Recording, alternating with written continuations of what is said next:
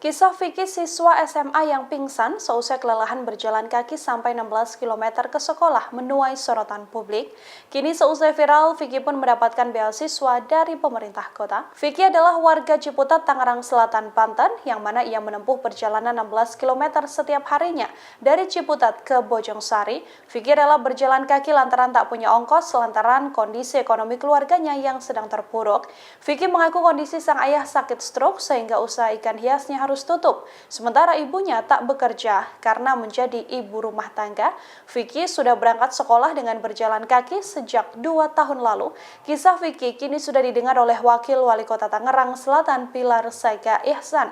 Pilar juga telah mengunjungi Vicky di kediamannya. Kini Vicky mendapatkan tawaran beasiswa di perguruan tinggi S1 dari Dinas Pendidikan Kota Tangerang Selatan. Sembari berkuliah, nantinya Vicky juga akan bekerja sampingan untuk membantu ekonomi keluarga. Tak hanya itu, Vicky kini juga dihadiahi sebuah sepeda.